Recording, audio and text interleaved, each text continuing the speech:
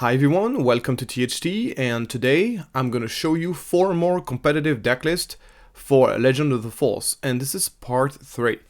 So, I hope everybody had a great pre-release weekend. On my side, I was invited on Friday at the content creator event organized by Asmodee UK in London in the Disney studio. And it was a lot of fun. I got to meet a lot of great content creators from across the UK.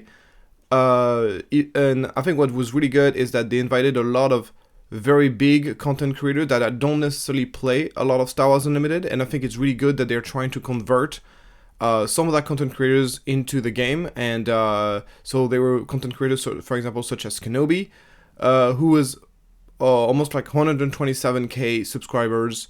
So he's basically 20 times bigger than I am.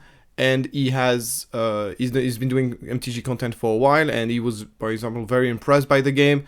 So if those kind of players end up just being kind of wanting to make content about Star Wars Unlimited, I think that's really positive for the aura of the game. But there were also some classic Star Wars Unlimited content creator like myself, and also the Nexus, which they also made a video where I'm building. At least at the beginning when I'm building a deck for sealed. So if you want to check it out, I'll put I'll put the link in the description below. On the photo here, as you can see, there is on the left hand side you can see Rosaldo. If you are part of the Enigma Discord, he's the moderator of the Enigma Discord, and he's kind of the content. He's the community manager of Team Enigma. So an absolute great guy. He's actually wearing the Enigma cap on his head. Yeah, it was a great event, and we got to play a sealed, and I got to build a pretty insane Snoke Blue deck. So that was a lot of fun. Moving on now to the video, I just want to let you know that the video is sponsored by Card Market, the biggest marketplace to buy and sell cards in Europe. And I think if you want to put your deck together, you're gonna need it quite a bit to get all those very important staples for the upcoming tournaments. First deck that I want to show you today is my Obi-Wan Kenobi Red, and this Obi-Wan Kenobi is Obi-Wan is, in my opinion, the best leader, force payoff leader that we have access to in heroism. Being able to convert the force into some +1/+1 experience token is very powerful. So obviously most of the time you prefer to use the force to activate abilities of force units such as Jedi Counselor, and even like the Eroth Koth or Mace Windu or even Ki-Adi-Mundi. But there's going to be a situation where you don't necessarily have that option. So being able to basically recycle the force into some experience tokens is really powerful, especially when you give it to something else, to units who have Sentinels, or a unit that are very powerful trade that are already very healthy, that you can be able to get value out of those experience tokens. So I find Obi-Wan Kenobi to be really like the best way to recycle the force. Whether it is better than just playing like a regular leader and playing a force base and just rely on force payoff to use the force, that remains to be seen. I don't have a 100% confidence that it is necessary to have a force leader to actually make the best use out of the force. Sometimes it is just worth it to pick what is overall a stronger leader, and then not having the ability to kind of recycle those force tokens. So this is going to be remaining to be seen whether it is worthy or not. Obi-Wan Kenobi does have 2 major weaknesses. The first one is like its deployment is quite weak, comes in as 3/6 on 5 resource.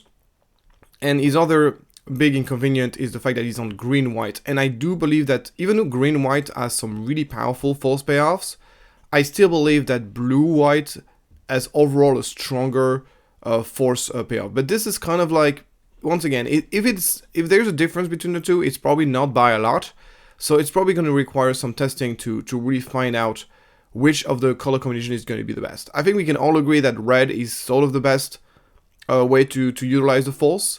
But once again, it all comes down to what kind of decks you want to build. And in this case, we are building a more mid-range deck. So a deck that has the ability to be aggressive. We are running 9 force unit. All of them are Jedi, which means that we can put down General's Blaze on turn 2 against deck that we think don't have an answer for it. We also have a way to recycle those body with high health, low attack, with Mace Kanata to be able to take down some very large threat and put ourselves very far ahead right at the get-go.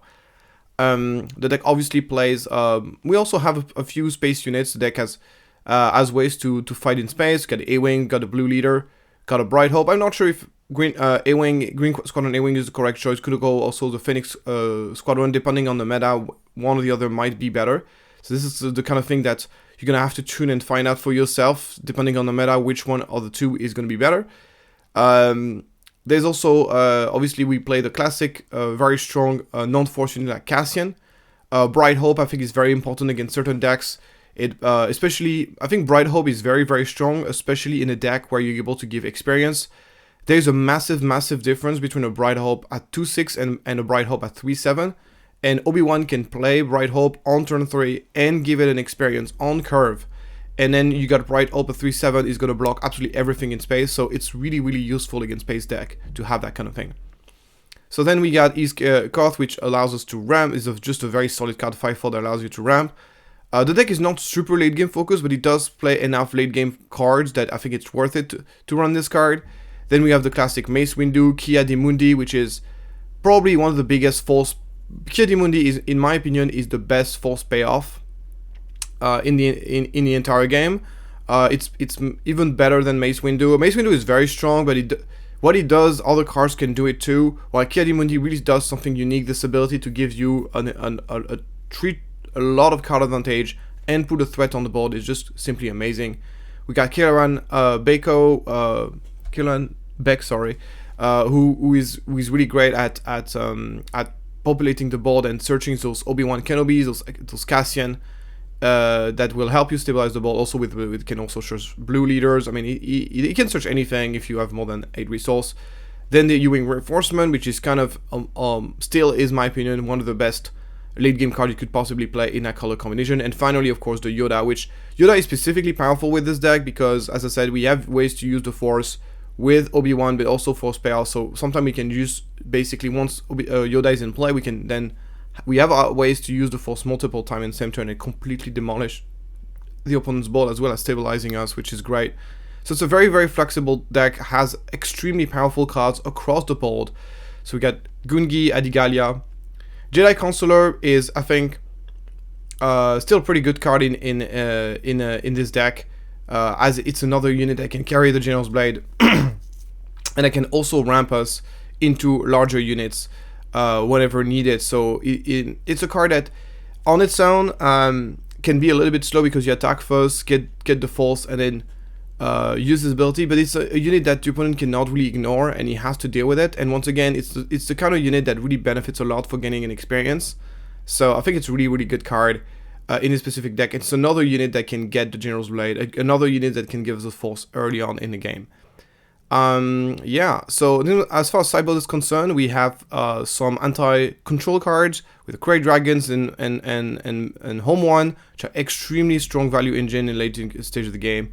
We got Mace Windu against decks that have a lot of low attack, high health units. Mace Windu can be an extremely powerful card that we can add to the U-Wing Reinforcement toolbox. That can be really useful. We got the Bombing Run to deal with Vader mostly. And then we got a couple of Yoda's Lightsaber, that is for the aggro matchup. Moving on to the second deck that has been requested quite a bit is Navarris blue deck. And this deck is pretty much the super late game Force engine. So the reason why I decided to play blue for that specific deck is because I think blue is really, really helping us staying alive. Normally I would say that red is the best Force color in my opinion, because Mace Windu, Kia di Mundi, and Thor are just too strong to not be played. With that being said, I think that in the context of Avar, you really need to prioritize being able to stay alive, so then you can actually get to your little deploy, which I think is very powerful. So in this context, I think blue makes a little bit more sense. It gives us more sentinels, it gives us healing, and it gives us, of course, very, very strong removal.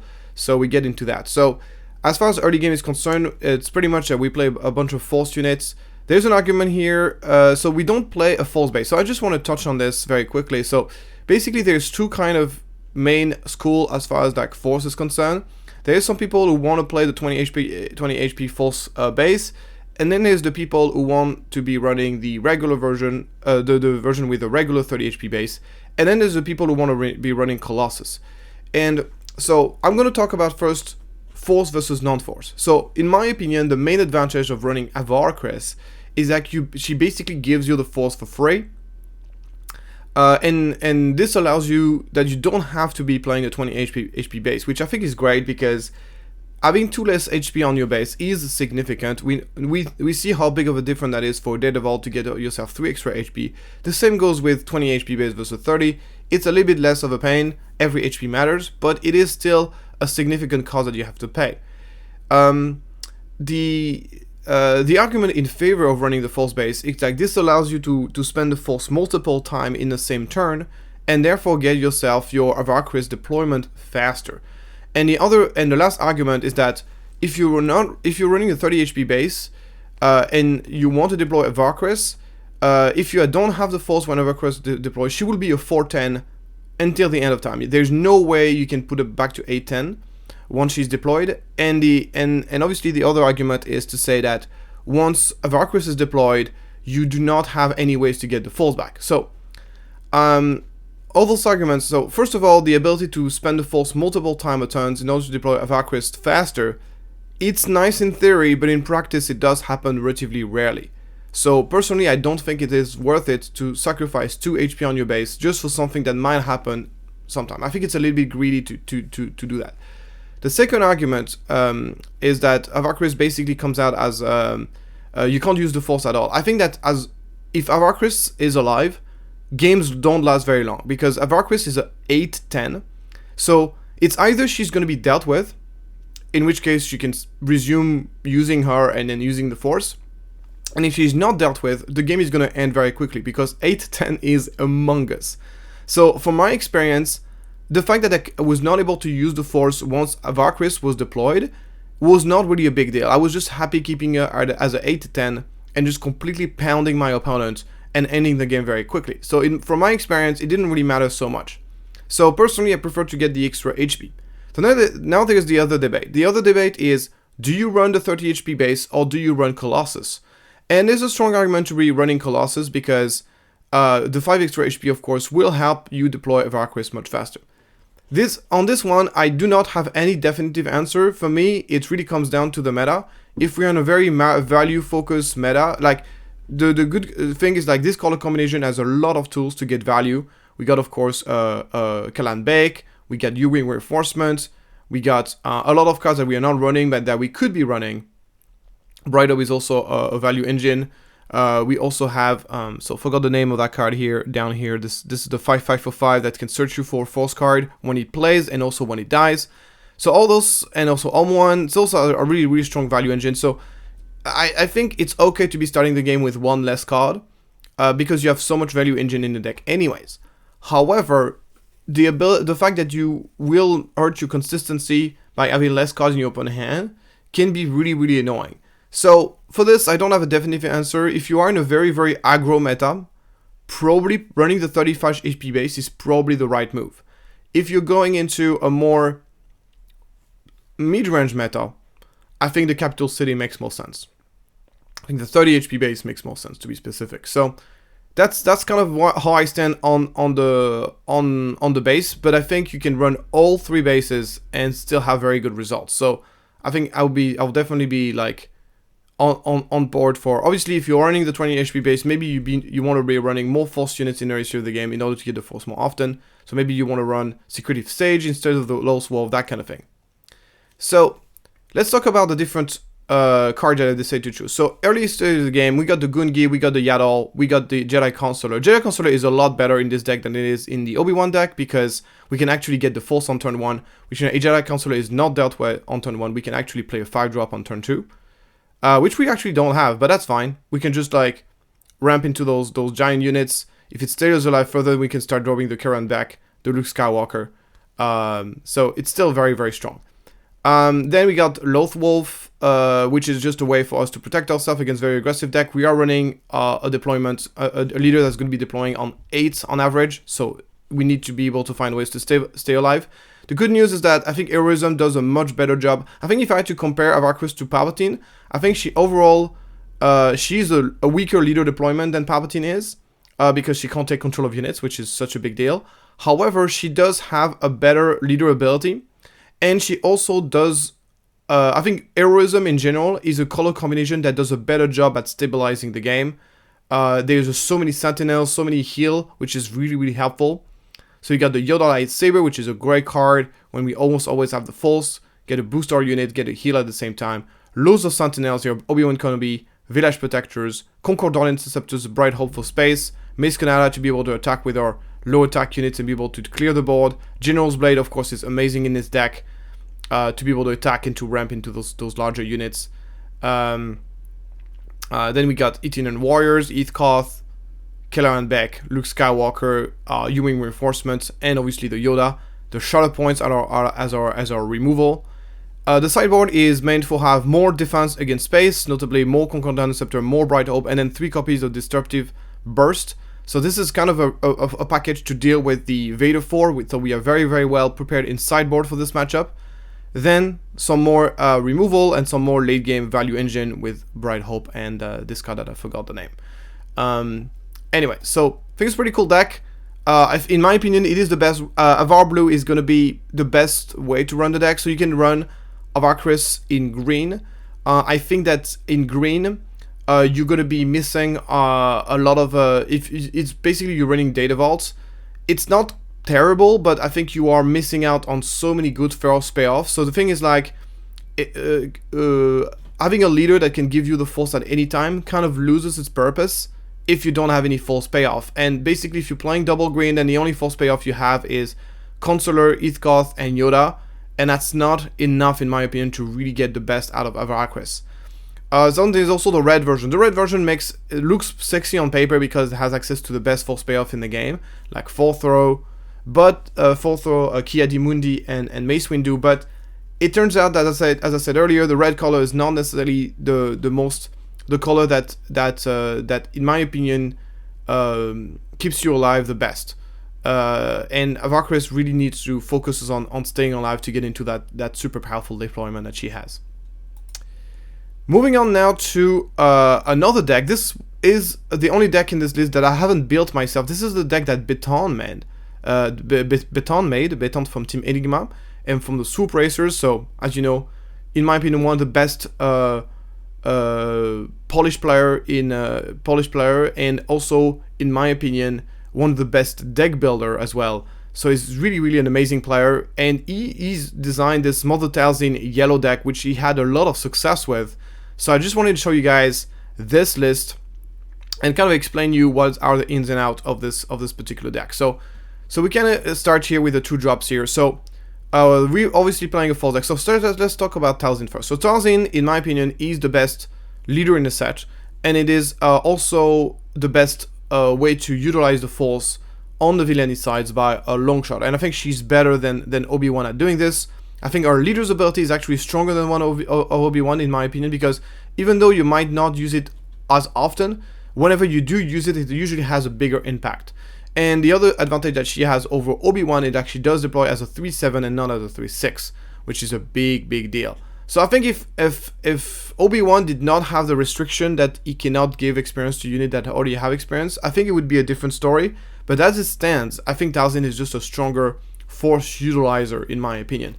And there's also a lot less competition as far as Force leaders on the villainy side of the thing than the heroism of the thing. So my hot take of today is that I think that if you're going to be playing a Force focus deck on the villainy side, 9 times out of 10 you are going to be running Mother Talzin. While on the heroism side, it's a lot more nuanced. There's a lot more competition. You can run Avar Chris, obviously, but you can also run pretty much any other leader and just play a Force base, which on the villainy side of things is not as something you would do as often. Because the characteristic of the villainy decks is that they do require the Force very often. So let's get into the deck. So as far as the opening decks, we're basically running obviously the Force units. So we got Secretive Sage, which is incredibly important for the deck, and Karis as ways to enable the Force early on in the game, and they are hard to interact with. We also have Nice Sister Warriors does that as well, so we have 8 units that can give us the Force on turn 1. Krennic might be kind of an odd choice, but it combines very, very well with the other 1-drops that we have, the 1-drop when defeated, because we can run Director Krennic and then Owen Lars as opening, or Director Krennic plus Greedo opening, and we can do that relatively consistently because we're running 5 1-drop with 1 defeated effect. If we move on now to the 3-drops, we got Shan Hati, which is obviously a great 3-drop, probably the best, one of the best 3-drop in the game in yellow-black, especially if you're running a Force deck. Very hard to interact with. She will give you the Force guarantee as she attacks.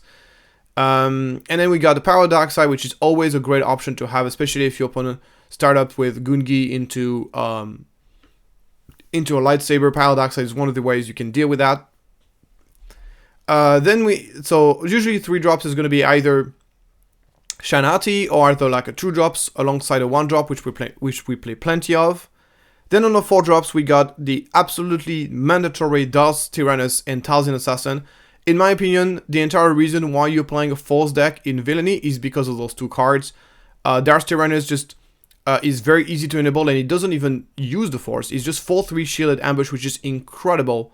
It's basically kind of a 4 LOM, but that has shield, which is insane. Like, 4 LOM is always considered to be like one of the best ambush cards in the game, and Darth Tyrannus just basically does this, but with a shield on him, which is just incredible. And he also has the Force, which is nice. And then we got Talzin Assassin, which is such an incredible card. Comes into play with a decent body and deals with something on the board. Or even give a -3/-3 against like Sentinels, just incredible. So I find it to be very, very powerful. Like, this deck is really good in general against like Sentinels, because it can just use either Mother Talzin or Talzin Assassin to basically shrink those Sentinel, and then you just attacks it with a bunch of units and just finish them off basically. So it's very, very strong. Then on the 5-drop, even though Geonosian Patrol Fighter is not necessarily a 5-drop, it's something that you want to play on turn 2 most of the time. By defeating one of your own units, we play a lot of units, and a lot of those units have when defeated effect, like Necessary Warrior, Owen Lars, and Greedo. So Geonosian Patrol is a good card in that sense, and it gives us another out against units, people who like to play 2-drop plus an upgrade or a way to kind of bounce something. Give us some board presence as well. So I think it's a pretty decent card in this deck, and Beton is just a big fan of Geonosian Patrol Fighter. He puts them in almost every deck. Every time he plays a deck where there's a lot of when defeated card, he's going to jam this card in there. So he loves this card. Then on the 5-drop, we got the Ki-Adi-Mundi and Old Daka. So something we found in Team Enigma is that Ki-Adi-Mundi is actually most of the time just a much better 5-drop than Old Daka. Old Daka can be nice and can do some cool stuff with the Night Sister Warriors and Talzin Assassin, but Ki-Adi-Mundi's ability is just pretty strong. You're putting like scenarios that happen very often is like someone just plays a small unit just for the sake of kind of like seeing what you're gonna do. And then after you played that small unit, you just drop Ki-Adi-Mundi. And then your opponent is kind of stuck. He has 5 resources left. Or like he has 4 or 5 or 3 resources left. And he's like, oh no, I can't play anything else now. Otherwise my opponent is going to draw 2 cards. So Ki-Adi-Mundi is just incredible if played correctly in those kind of situations. You just let your opponent play 1 small card. Then you drop Ki-Adi-Mundi. And then your opponent is kind of trapped. And that's just a very, very powerful thing to do. And obviously it's a 5/7. So I really like Ki-Adi-Mundi more than I like Old Daka, but Old Daka I still think is very strong as well. Then we got Liberated by Darkness, which I think is an incredible card if you are in that color combination. It's basically Change of Heart that costs 1 less, which is just great. Then we got Anakin Skywalker, which Beton is a massive fan of. He basically jammed this card in almost every single deck. It's another way to give -3/-3, can be combined with Mother Talzin to give -4 and kills most of the stuff. And there's also a little cute thing that Beton is running as well. He's running the 2 Bamboozle, which is going to be another way to deal with those like giant Voltron leaders or units that have loads of upgrades and lightsabers. Give us an heroism card in our discard, which allows the Anakin to come out as a -6/-6, which is really, really strong. And then another very good finding from Beton is the Sun, which is sort of like the late game payoff for the deck. A card that a lot of people underestimate, that I basically put as my number 3 best mono villainy card in the set. I think this card is much better than people think it is, because it's basically an 8/8 for 7 in this deck, and it does give plus to all of Red unit as long as you have the Force.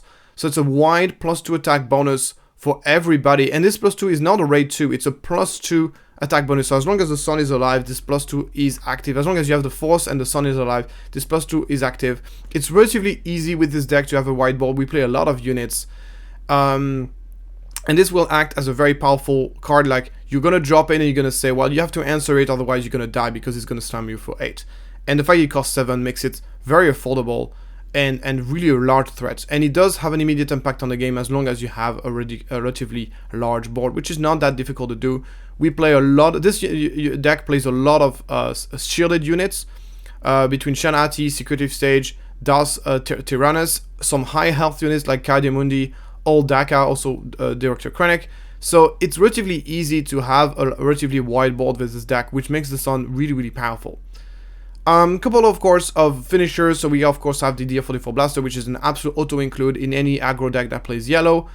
We play the Surprise Strike, which is another almost auto include in any. So it's not really an aggro deck. It's a kind of a mid-range deck that can play as aggro. It's really a mid-range deck. It can play as aggro or it can play as control depending on the situation. Especially after sideboard. So we have a transformative sideboard that is meant to be dealing with soft control decks that we can completely turn the deck upside down. We got the Bounty Hunter crew for the value. We got the Avenger for the late game, Annihilators, and no glory only results. So this is very a Beton style sideboard. Beton loves to say, okay, what is my weakest matchup, and try to like completely stack the sideboards to answer this specific threat specifically.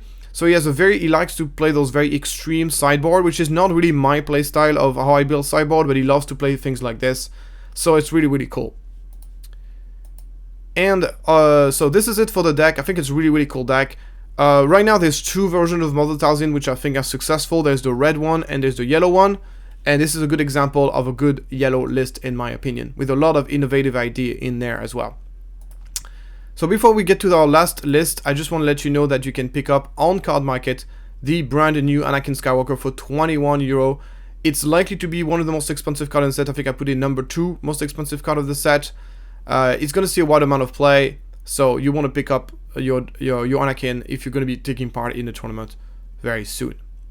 Last but not least, we have the list I've been having the most fun playing with. You know, I'm a pesky control player. And I'm running this Thrawn Yellow deck. So this is a hard control deck, yes, but it's still a deck that has the ability to kill the opponent relatively fast. As you can see, I'm playing a decent amount of units that are really large, like Charleston, Camarilla, Avengers, Cad Bane, Supreme Leader Snoke. So basically, so this is a deck, so believe it or not, I actually started building Thrawn Yellow basically during set 4, and I actually was building a version of Thrawn Yellow that was doing pretty well against Django, and that list did really well against Django, similarly to how well the Bosk Red was doing in Django. So it was a very Thrawn Yellow built to beat Django basically, and unfortunately it was not doing so well against other decks. And I also think that Django could simply just fix the matchup with sideboard, but yeah, it was a deck that I think could do very well against Django. And it's a very cool deck. But now this deck with the new expansion has gotten has gotten one new tool, but that new tool makes a huge difference. Actually, it got 2 new cards which make a very big difference. The first card is obviously Night Sister Warrior. So Night Sister Warrior is amazing in this deck because it's a 2-drop that you can play on turn 1 and will die and draw those 2 cards. And it's so much better than something like a Pershing, because a Pershing really rarely will draw you 2 cards. So it will often draws you 1 card and then most likely it's going to die.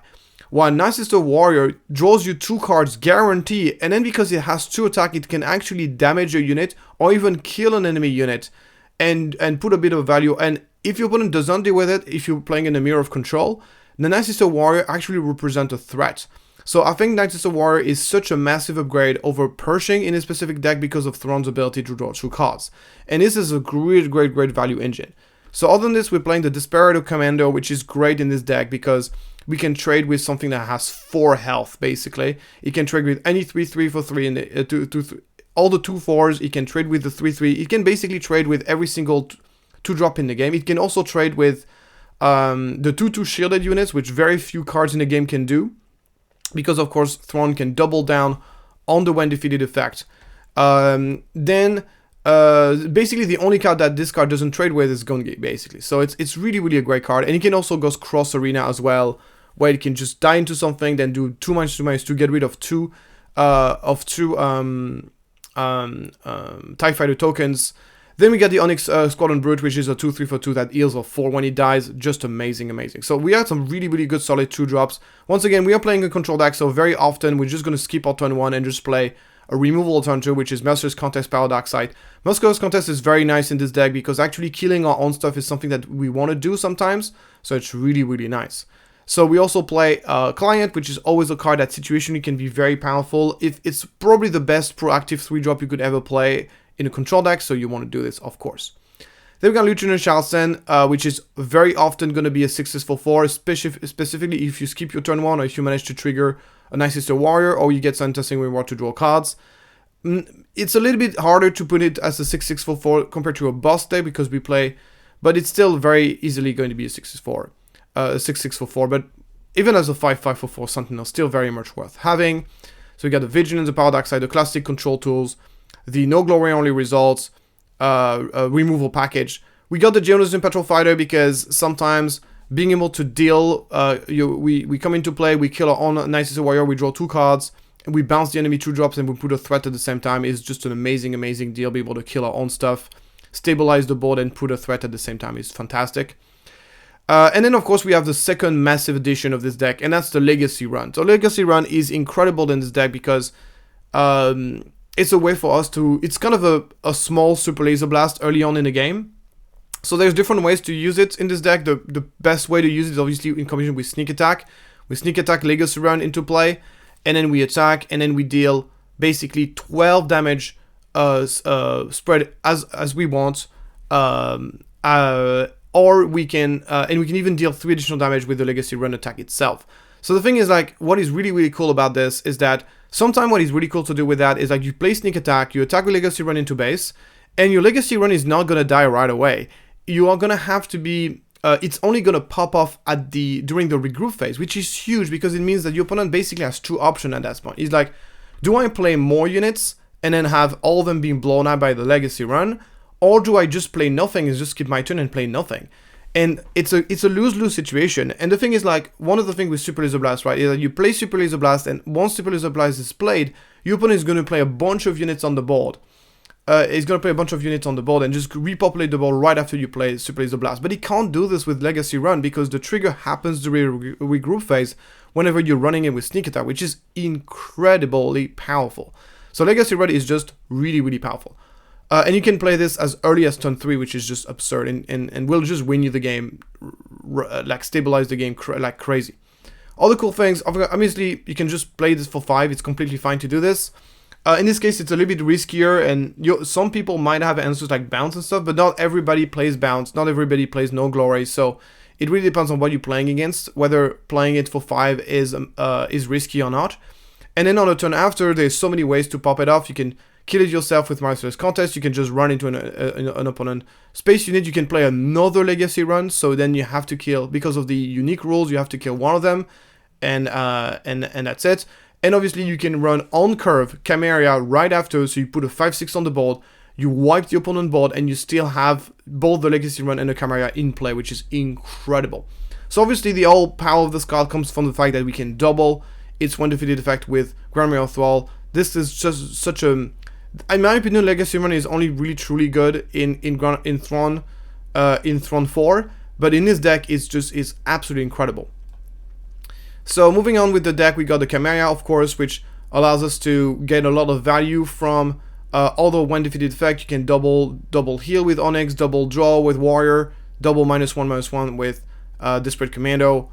Obviously, Legacy Run, insane. And just a solid card, the 5/6, when it dies, it will leave behind 4 TIE Fighters, because once again, we're doubling the one defeated effect with Thrawn. So really, we're making a lot of use out of the Thrawn ability. So, a couple more removal. It depending on the meta, whether it's correct to play Rival's Fall or to have basically more options. More cheaper removal, like maybe some Fellow Dragon, so that's going to be meta dependent.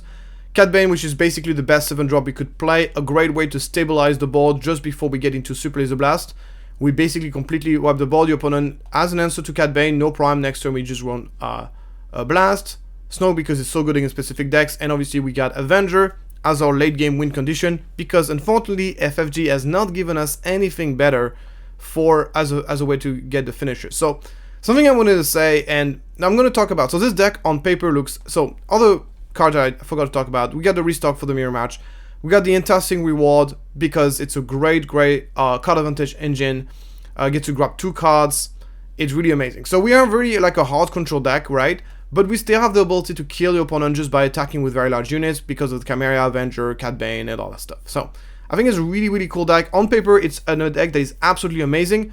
Unfortunately, it's a deck I've been having a lot of success with, but unfortunately, there's just so much anti-control stuff in the current meta that is very hard to play control right now. So the biggest one is Kia di Mundi. Kia di Mundi ability to draw 2 cards means that the value that those decks are able to generate are very insane. So what usually happens when I'm playing against a deck that are that are able to produce a lot of value, is like I do really good job at delaying the game, at kind of staying alive, but then I have a lot of problem finishing the game because my opponent just never runs out of gas and has always a full board. And when an opponent has a full board, the only card that really helps you is Super Laser Blast, but eventually you run out of them. And Avenger, unfortunately, doesn't really help you on a full board. So what I found out, and one of the big problem with hard control right now, is the lack of great finishers.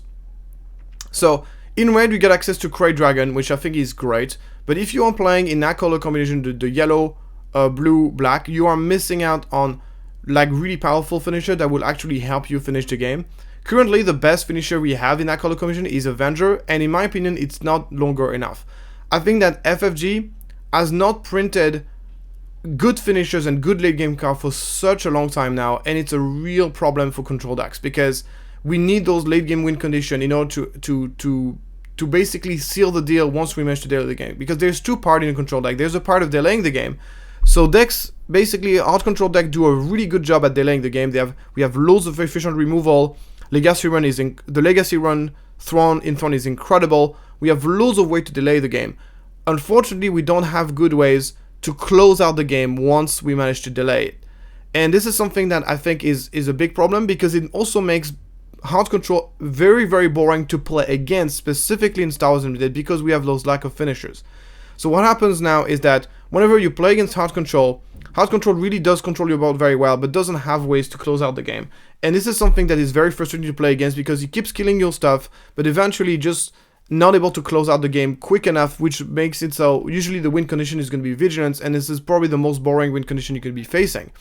So in my opinion is, whenever I think it's not a good idea to prevent hard control deck from existing. I think that hard control are a very important part of the ecosystem for the game to work, and it's also a playstyle that a lot of people love, and that it would be really a shame. It would basically have control decks out of the game would basically being like you're playing StarCraft but there's no Protoss, for example. That for me that's ridiculous.